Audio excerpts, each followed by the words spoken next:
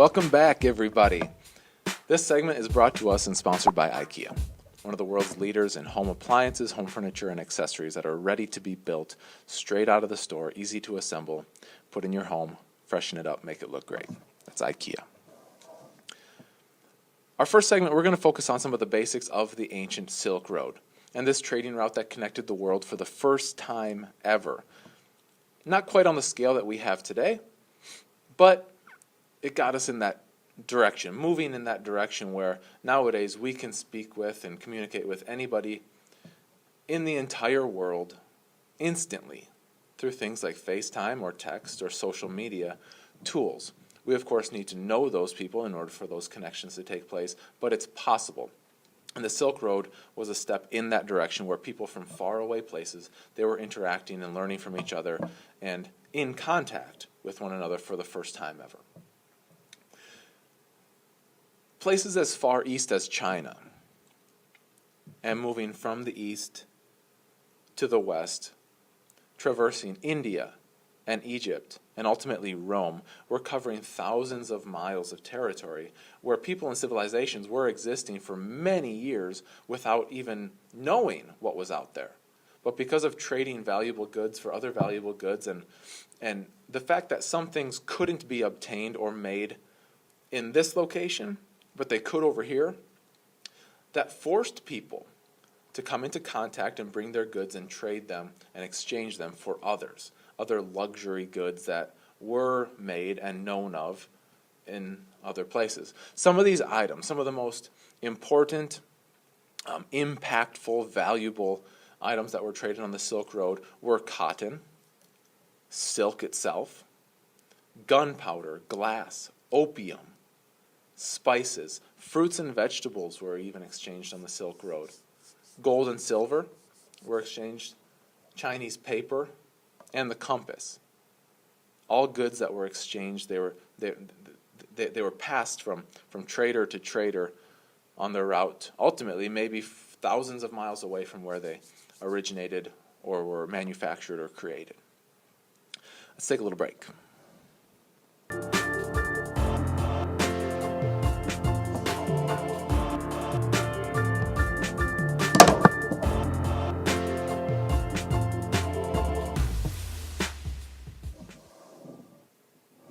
Welcome back.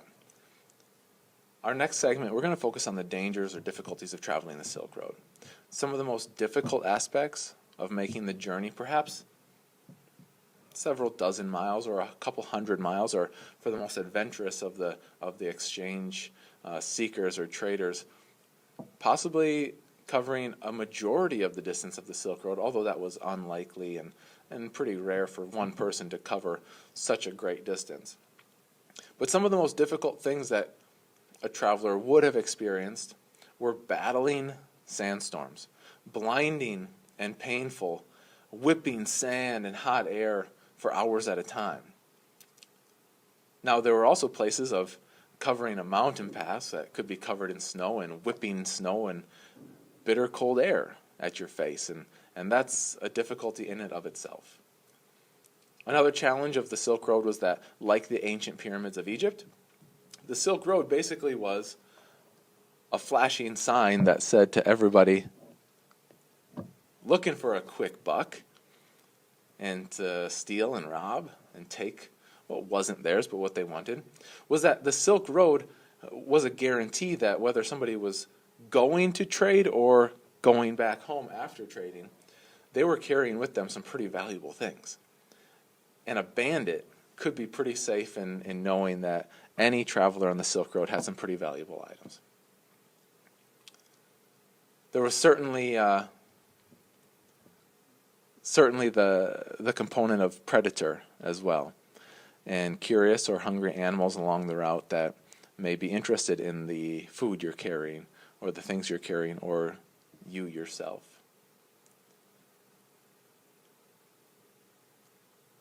Sometimes the dangers and challenges could be so severe and present that soldiers or even small armies would accompany a traveler. And unlike today, where we are relatively physically safe in our own homes with our world connectivity.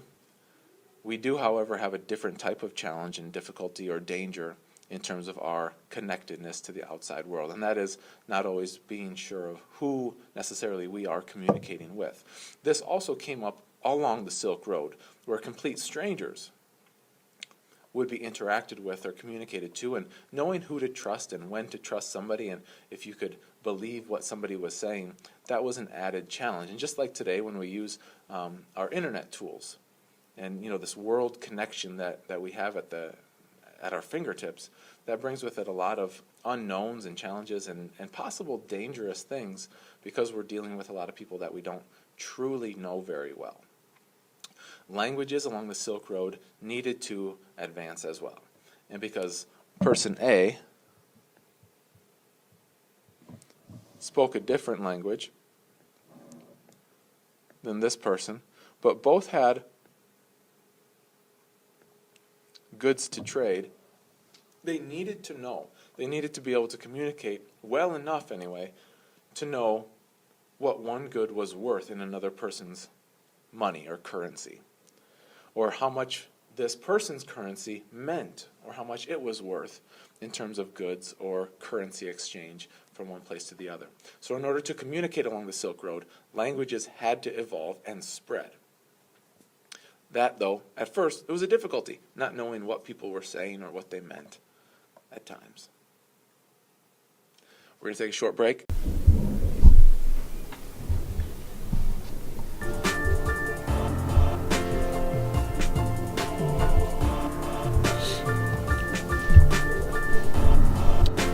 Now, what we're going to do is open up the lines of communication here. We're going to take a couple calls, and we're going to read some tweets. Some people have asked us a question through Twitter, and that will continue the conversation of the Silk Road. So first, let's take a call. Hi there. My name is Watson from Brussels, Belgium, and I'm wondering if you could explain more to me about cultural influence. Maybe how one civilization's ideas or religions or technological advances or languages, how they spread to other parts of the world, or some of the specific cultural things that spread through the Silk Road. Thank you. Well, Watson, thank you for your call. We appreciate you calling in and asking us about the Silk Road.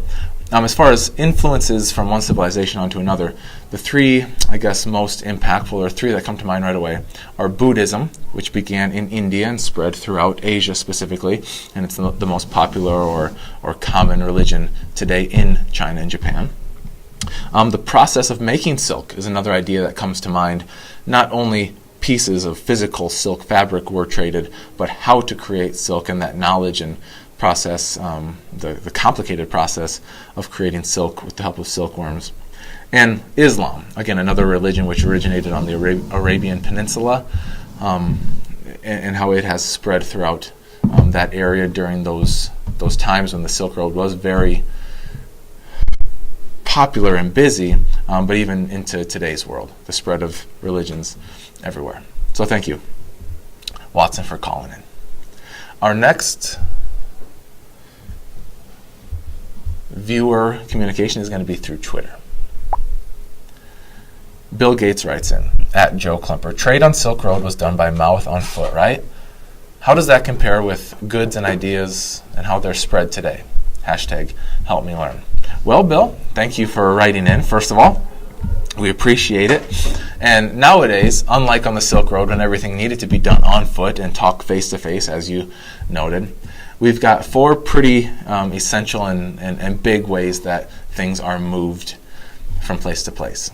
And those are boats, trains, vehicles, or airplanes. So thank you, Bill. We appreciate it. We're going to take another call. And this one comes from, it says Chandler's on the line. So, Chandler, go ahead. Hello, it's Chandler from Wales calling. Big fan of the show. I was wondering if you could tell me some of the things that you believe in or know about in the United States that didn't start there or didn't originate there. Thanks for helping me learn. Okay, thank you, Chandler. It's a really good question. What ideas, beliefs, or goods do we have or do we believe in here in the U.S. that didn't start here? Here's some that come to my mind right away. Christianity, that's the first one. That's the biggest, most popular religion in the United States, and that did not originate here. A lot of our technology, it wasn't invented here. And nowadays, a lot of things are not made here, even though the technology or the business, the company might be in the United States. But things even like the automobile, that was a German invention. And the golden rule, this idea of doing unto others the way that you want them to do unto you, that's seen in all kinds of religions and cultures around the world throughout history. But none of them originated here in North America, in the United States. So thanks for your call, Chandler. Our next call is from Bradley. Go ahead, Bradley. Bradley calling from Texas here. So my question is about the invisible things exchanged on the Silk Road, the things you couldn't see. Tell me, what do you think in terms of religion or culture or technology? What do you think had the biggest impact on history? Thanks for all you're doing with this show. Thank you. Bradley, thanks for the question. I appreciate it. In terms of the cultural, religious, or technological ideas that spread on the Silk Road, which one I think was the most impactful? It's got to be Islam and Christianity. Those two religions, being the world's two most common and popular nowadays, have caused a lot of people to do really good things. Their faith has been the reason that they help others. Their faith has been the reason that they give their time and their resources to other people. And it's also, unfortunately, sometimes people's justification or their excuse to use their religion as a way of inflicting violence or hatred towards other people. Nowadays, we see this way too much in the form of terrorism. So thank you, Bradley. That's a good call. And lastly, we've got another tweet. This one comes from Marit Bjorgen. She says, at Joe Klumper, people always talk about which Silk Road item had the most impact. So, which traded good do you think had the greatest impact on history? Either good is fine. Thanks. Well, thank you, Marit, for writing in. And a lot of items had a big impact. It's hard to pick just one, but one I've been thinking a lot about lately is cotton. And cotton originated in India, and its physical product, cotton, was traded as a good along the Silk Road. But now, almost in terms of dominoes falling and knocking over another event, and a long-term impact of cotton was, unfortunately, slave trade and bringing Africans to the United States in order to pick and clean and harvest cotton in our system of unjust treatment of Africans based on their skin color and where they came from. And that was, in some ways, fueled by cotton. And even an invention like the cotton gin, which allowed for more and more cotton to be cleaned very quickly, that increased the need for more people. And because of what we were doing at the time, that meant more slaves and more work for the slaves that were doing it. So thanks, Marit. And that's our show for the day. We're out of time. We got to go. Thank you for all the calls. Thank you for the tweets. Thank you for being an awesome audience. And for now, we're going to sign off from the Silk Road Podcast.